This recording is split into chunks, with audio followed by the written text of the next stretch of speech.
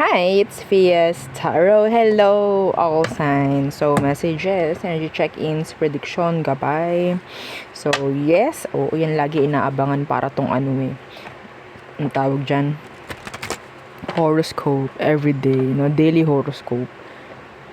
Excuse me. So, yeah. Tingnan natin. Oo.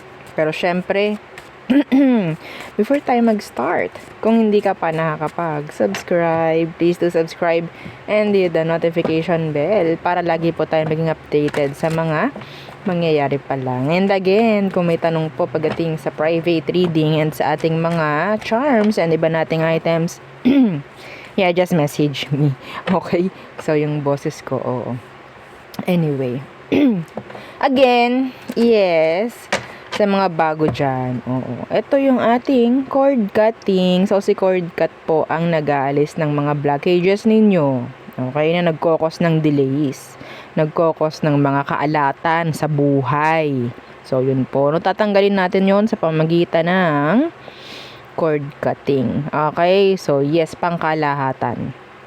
Pwede ito ilagay sa kaha kung sa business nyo po ito gagamitin. Pero kung sa bahay, sa front door, sa main door. Okay? Pero kung pang sarili, alisin mo yung mga kaalatan na meron ka. So, yan. Kailangan nyo isuot o ilagay nyo sa white pouch. Lagi nyo pong dadalahin. Okay? And yung ating 2-in-1 love and money bracelet na napakaganda lalo in person. So, yan siya. Money and love magnet. Oo, itong ating bracelet na to. No, so hindi ko na i-explain. Alam nyo na yon kung anong meron kapag may magnet. No, so makakakuha kayo, makakalikom kayo, hindi kayo yung parang magbebeg, hindi kayo yung parang magmamakaawa or what. Ibibigay sa'yo kung anong dapat sa'yo pagdating na rin at depende na rin sa frequency na meron ka. Okay? So, kung lalaki ka, gusto mo nito, lagay mo siya sa red pouch. Okay? Meron siyang citrine stone, by the way. So, citrine, sa mga nakakaalam dyan, yes, that is a money magnet. No? And yung ating grantor necklace. So, dito tayo pwedeng mag-wish, mag-manifest, pero dapat alam nyong hindi makakasama. Okay, pang sarili po, ha, pang sarili. Yes, visa, tawag dyan, travels, yan. Mga anything legal, makapasa, sa board, sa bar, mga ganyang energy. So, matutulungan kayo nito, no? And, ano pa, aside doon, pwede kayong bigyan nito ng at least twice per week ng mga surprises. Okay, pinakamababa na yun. Twice. Depende na rin sa frequency or energy mo. Okay? And yes, madam, ilang beses po kaming pwedeng mag-wish kahit ilan. Okay? Basta ikaw ay nagmamay-ari na ng grantor. Okay po? Pero mas maganda kung tapusin mo muna yung pinapag-grant mo sa kanya para hindi naman magkalituhan na. No? Okay? So, ay, winish ko ba yun? Oh, yun. May mga ganyan. Ay, winish ko ba yun? Pero maganda naman. Okay. Mga ganyang bagay. Anyway. So, yes, yung ating mga evil eye protection. So, yeah. Ito naman yung mga magpoprotekta sa inyo sa mga evil eye na ibabato sa inyo ng kahit sinong tao. Whether galit man or hindi. Mga ganyang bagay. No? So, mga negative, no, na energy or negative na mga sinasabi. Oo. Okay? So, yeah, yung ating cleansing kit is available rin po, no? Yeah, hindi tayo papawala ng cleansing kit kasi kawawa naman ang ating mga charms kung wala. No? Opo, kailangan yung alagaan po, ha, yung inyong mga charms. Yes, hindi yun, okay, meron na akong ganito, so, yeah, bahala ka na sa akin. Wag! No, wag ganun. So, ano pa ba? Yung ating bago-bago, no? Ating newish na ating, 'di ba? Ito lang yung bago, ito yung updated, 'di ba? Na tawag diyan, cover. Yung takip lang naman yung nabago. Anyway, this is 50 ml. Ito po is maganda pagdating sa pamimera, sa connection sa love, yan. Okay, ang kanyang scent, ang name ay Chase Me because we don't chase. Di po ba? Opo, tayong i-chase ha. Laging tatandaan, yun dapat ang iniisip habang nag-i-spray. Ako ang i-chase, ako ang kakailanganin, ako ang mamahalin, mga ganyan. Ako ang hanapin. Okay? Pero kung may target person ka, I need their name. Okay? I need their name. By the way, this is 50 ml and this is hypoallergenic. Yes. Okay? Syempre, para sa mga sensitive ang skin dyan. Ano po? No? And yung ating healing oil na maganda pagdating sa mga masasakit na katawan. Hindi nyo na kailangang masahihin or hilutin. Lagay nyo na lang. Pahid nyo lang. Okay? Malilesen na ang pain. Oo. And syempre, sa mga hirap ding matulog at sa mga nahihilo. Opo. Okay? And syempre, sa mga meron dyang mga nagmamayari ng mutya, pwede ito pang langis sa mutya. Okay? So, yun po. No? So, again, iibahin ko na ang title. Gagawin ko ng daily horoscope. Oo. Nakalagay po ang date. No? So, the daily horoscope. Oh, yan. By Fies Tarot. Diba? So, let's see. Anong meron? Air signs. Kuha tayong tatlo. The privileged lady. Parang nakuha mo to before. Parang, hindi ko tanda eh. Pero kung tanda nyo, 'di ba? So, ang energy nito is the Nine of Pentacles, the pre-empress mode. Okay? Abundance, prosperity, fruition. Yan po 'yon. No? So, pagdating sa pamemera, there's abundance. 'Di ba? This could be sabihin nating unexpected income. Yan, mga ganyang bagay. What else? Thoughts. Yung iba sa inyo, pwedeng ikaw ay iniisip ng isang tao. No? Ikaw, iniisip ka. And, kung sino man to nag-iisip na to sa'yo, sila yung parang talagang, ikaw yung parang nasa spotlight. Ikaw yung parang gustong-gusto niya. Yes. Imprisonment. Okay. Iba dito talagang ikaw lang iniisip nito. Madalas. Okay. We have here wealthy man. So let's clarify everything. Okay. Let's see. Iba sa inyo may chance po na may mga itry, no? Kung ano man, itry pagdating po sa pagpapalago ng pera. Okay? Ano tong privileged lady? The Tower Universe. Yeah, hindi mo to ma-avoid. I think this is unexpected kaperahan na pwedeng dumating. Hindi mo inaasahan. Wow! It's like sobrang dami naman. Parang ganyan. Ang dami pumapasok na biyaya. Ang dami pumapasok na, pwedeng sales, customers, profits. Okay? Mga ganyang bagay. Yeah. I think. Yep. Hindi ko alam kung ikaw itong parang kakailanganin talaga. No, yung service mo, or yung kung anong alam mo, yan, mga ganyang bagay. Para kang ano, ang tawag doon, ikaw yung mabenta, parang ganyan. Claim mo. Yes, para mag-manifest. Share the video. Okay? Yeah, wag nyong babaliwalain. Oo, yung energy kasi nasa energy niyo yan, kailangan na lang na mag-solidify, no? So, thoughts. 6 of Wands, victory. Yeah, meron ka talagang somebody na pwedeng iniisip ka. Ikaw lang talaga yung binibigyan nila ng attention or kung ano man. Sino ba yan? Anong meron sa kanya para malaman mo?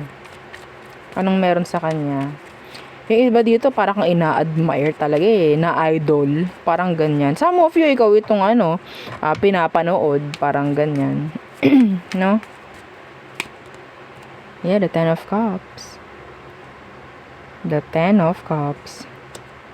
So, I think nagpo-provide ka ng something, no? Na sabihin nating kagaanan para sa lahat. Yes.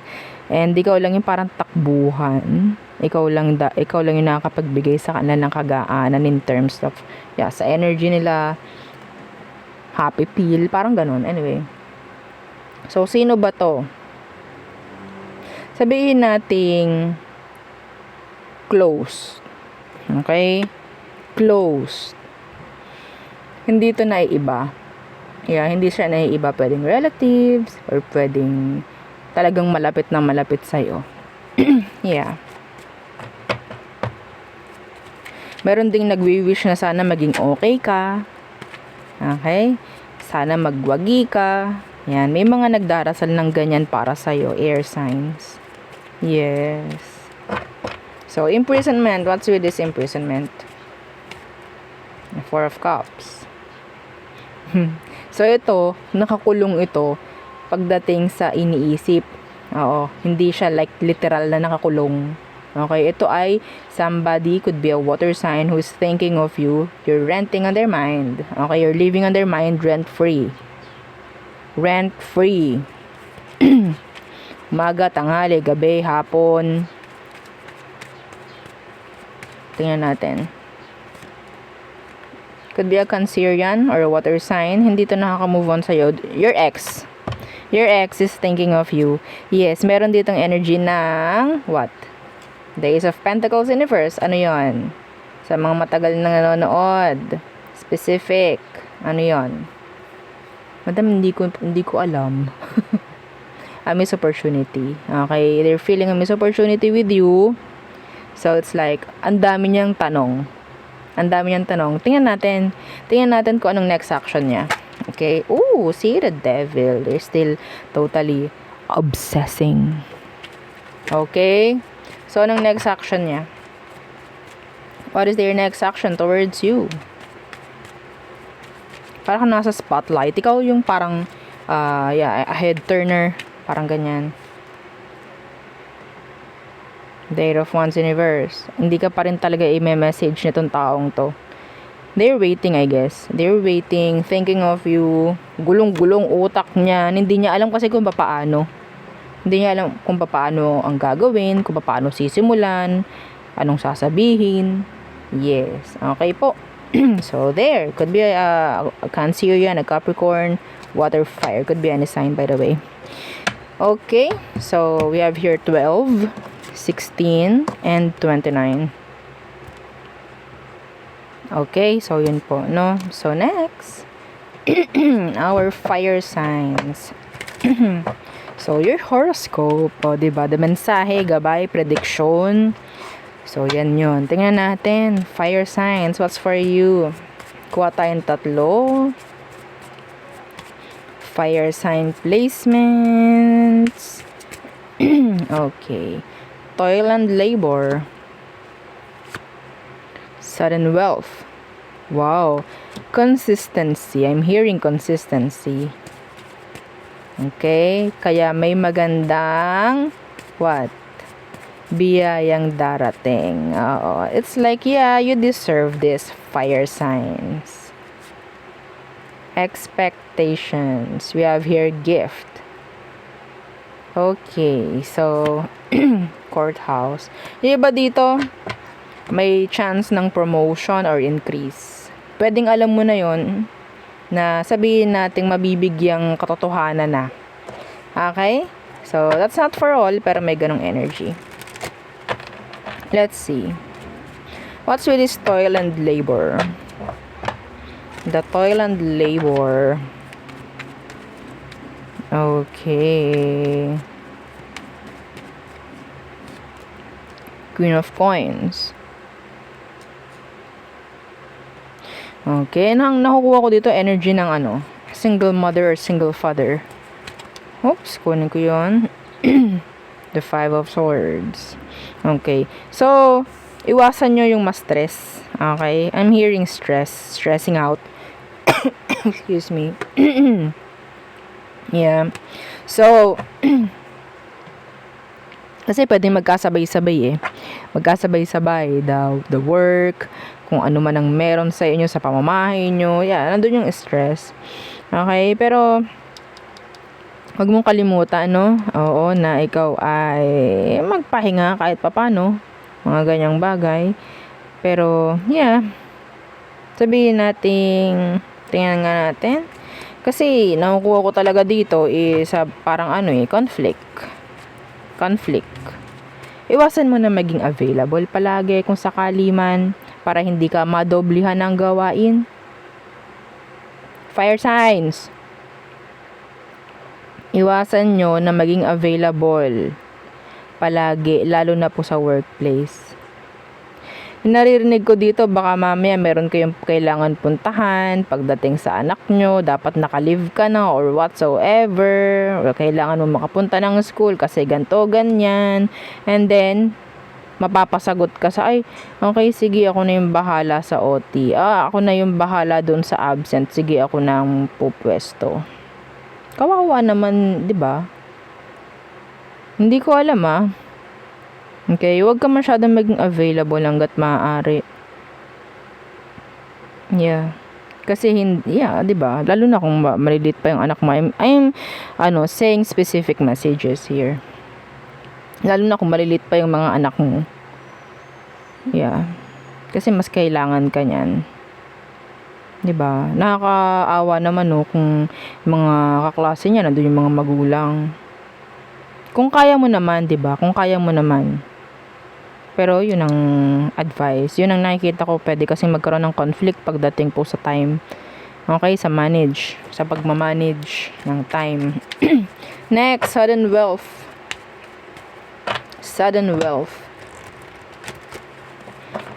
So, some of you, pwedeng nakikita mo yung angel number 777. Okay, the 8 of Wands is here. Some of you po, may chance na makakuha ka ng magandang mensahe. Okay, may magandang balita na parating, mga fire signs. Okay. Anong nilalaman? Tinignan, anong nilalaman? Pero in general po maganda, no? Okay, pwedeng may kasamang pera. Oo. Okay. Biglaan. Nasabihin nating madaling mauubos. Yeah, madaling mauubos. Okay, ubos agad. Pagkarating wala na. Pero, yeah. Mga energy lang naman yan, no? So, expectation, fire sign, anong na-expect mo? Ano na-expect ng mga fire signs? The 6 of Cups. Reconnection, some of you with an ex. Tingnan natin, or maybe iniisip mo kung iniisip ka pa ba nung ex mo. Ayun na naman tayo. Tingnan natin. The 6 of Swords. Ito ang kailangan mong malaman. You need to what? Accept kung anong meron. And avoid mo na gawing stuck yung sarili mo, kakahintay, kaka-expect or whatsoever na yan. Ikaw mismo nagbibigay ng blockages sa sarili mo kung hindi mo alam. Dinidelay mo yung ibang mga biyaya na parating just because you're waiting doon sa hindi mo sigurado. You're waiting. See? The 2 of Wands. Kita nyo yan? Naghihintay yan. Iwasan nyo yun. Ang paghihintay rin is nagdudulot nga po ng delay. Imbes na nakakagaod ka na, di po ba? Di ba? Okay, so, may na-expect ka ba sa kanya? Wala. Sa ex mo? Wala. Some of them nakaka-move on na nga eh. Some of you, gawin yung closure message yun. Okay, focus more on your kaperahan. Then, again, money is coming in for you. We have your sudden wealth. na sabihin nating madali nga lang mawawala. Okay, so we have here 38, 11, and 22. I don't know. Wait, 22. So, isama nyo na yon 38, 11, 22, and 28. Okay, so there. Next. Water signs. Okay. Water signs. Cancer, Scorpio, Pisces. So, the daily horoscope. O, diba? Water signs, mensahe, gabay, prediction. Let's see. What's for you? What is for our water signs? Cancer, Scorpio, and Pisces. False person. Distant horizon. And distant horizons. And water signs. Expectation. Again. And we have here the Great Fortune at the bottom of the deck. Okay. So, some of you, ikaw to nag-expect ng masyado. Okay? So, iba dito sa totoo lang ang taas ng expectations pagdating sa isang tao. Okay? Hindi naman masama, pero kung gaano yan kataas, ganon din kasakit ang bagsak, no? Okay? Malaman mo, hindi pala. Disappointments, di po ba? So, let's see. False person. What's with this? False person. Yeah, the Two of Swords. Some of you should avoid, no, itong false person na to. Madam, paano namin malalaman yan? Some of them, they're acting weird. They're acting indecisive, aloof. Madam, ano yun? Sabihin nating nahihirapan silang dumesisyon, nahihirapan silang maging transparent, nahihirapan silang magbigay ng kasagutan. Avoid nyo muna sila. Okay? Lalo na po pagdating sa usaping pera. Okay? If hindi nila kaya maging transparent sa inyo, there's something wrong. There's something hidden. Okay? So, could be an air sign, Gemini, Libra, and Aqua. You're too sneaky. Okay? So, what's with these distant horizons? Strength. Somebody is holding back. Okay? Somebody's holding back. Iba sa inyo, napipigilan mo yung sarili mo na mag-discover pa ng mas maganda kung ano man. Okay? This is like taking risk then. Energy ng taking risk. Okay? Kailangan ninyong alisin yung blockage kung meron man, kung sakali man, para kayo ay what? Umangat. Okay? See, the Five of Wands. Some of you, talagang kailangan nyo ng effort. Kailangan nyo i-challenge yung sarili mo. See, meron ditong Eight of Wands na naka-reverse. This is blockage. This is delays. Okay? Iba po dito na hindi kayang i-take risk kung ano man yung mga dapat or parang sabihin nating i-try. Parang nagsasayang kayo ng opportunities. Kung sakali man. Nagsasayang kayo ng oportunidad. Okay? Yeah. Okay, matakot mag-discover ng kung ano man. Sabihin natin yes, it's scary, frightening, kasi lalo na kung bago. Ganoon naman palagi po, no? Okay? So, it's up to you kung ikaw itong tatanggalin mo yung mga sabihin nating nagbibigay sa'yo ng hadlang. Okay? Meron din ditong energy ng fire sign na sila mismo ang nangungontrol sa'yo na huwag mong gawin yung isang bagay. Kita nila kasi na meron kang potential. Opo. Okay? So, what's with this expectation? Anong ina-expect mo? Water signs. Page of Wands Universe. This is energy of attention. Some of you might be expecting na ikaw is papansinin ng isang fire sign. The Queen of Wands Universe. Dear a BITCH. Okay. Itong taong to, kung sino man to, masyadong sabihin natin andun yung word na mayabang. Okay, hindi ka nito papansinin, i-smallin ka. Ha? Tandaan mo, i-smallin ka nito, pero wag mo hakayaan yun. Ipakita mo na kaya mo. Okay, kasi itong taong to, i-smallin ka nito, magaling to eh. Magaling siya, yun ang sabi niya. Ay, hindi kita para bigyan ng pansin, no? Mas magaling pa ako sa'yo. Ayun ang naririnig ko dito. Pero don't let them. Don't let them. Okay? Pakita mo sa kanya na mas magaling ka. Or, mas maganda ditong hindi pinapansin. Okay? Mas lalong manggigigil yan. Okay? Yes, yo. Meron dito kasing gustong mang-trigger sa'yo. Meron ditong gustong mang-trigger, mangyamot. Mga ganyang bagay lang. So, wag mong pansinin masyado. Mas lalong mayayamot yun. Na gusto natin yun, hayaan mo silang ma-HB. Diba? Ano yung HB, madam? High blood. Okay.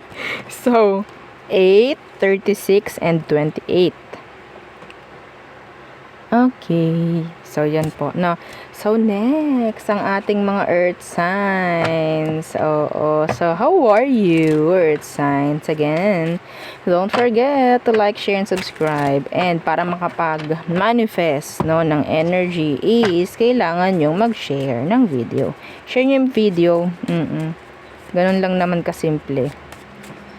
Okay. Earth signs. Your daily horoscope. O, diba? Iibahin ko na talaga yung title. Daily horoscope. Tapos may merong may nakalagay sa title na ang tawag dyan, date. So, what's for you, earth signs? Taurus, Virgo, Capricorn. Whoops! Family room. Family room. Occupation. And wealthy man. I'm hearing dapat may unity. Dapat may unity. Okay? Kung gusto na magkaroon ng pag-asenso, dapat may unity. Okay po. So, let's see. Diba? Hindi nawawala sa inyo yung wealth. Energy ng wealth, energy ng kaperahan, abundance, occupation, wealth. Some of you, may chance na meron kang dadalhing magandang balita pagdating sa iyong pamilya, sa relatives mo, mga ganyang bagay na ikaw ay na-promote, ikaw ay may increase, ikaw ay na-regular. Ayan, may mga ganyang bagay. Ikaw ay na-hired. Yan, mga ganyan po. No? So, let's see. What's with this family room? Family room.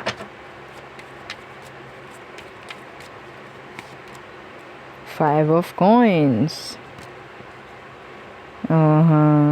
What's with that?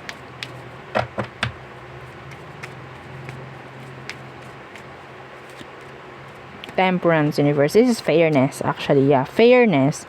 Hindi yung pwede yung Kasi may nakikita ko dito, lagi nilang merong nakaganyan, may nakahingi.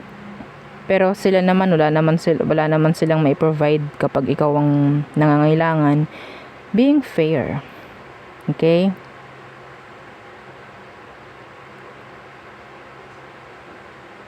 Some of you, mayroong nagkokos ng imbalance pagdating sa pamemera mo kasama nyo sa bahay. Okay? Iba, kailangan mag-cleanse. Mag-cleanse kayo. Okay?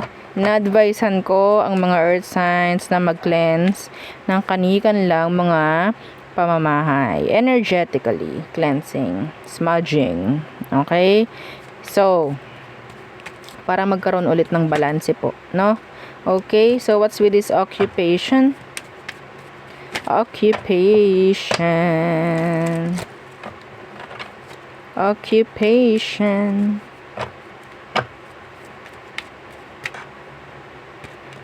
Okay, hang on. Occupation for earth signs.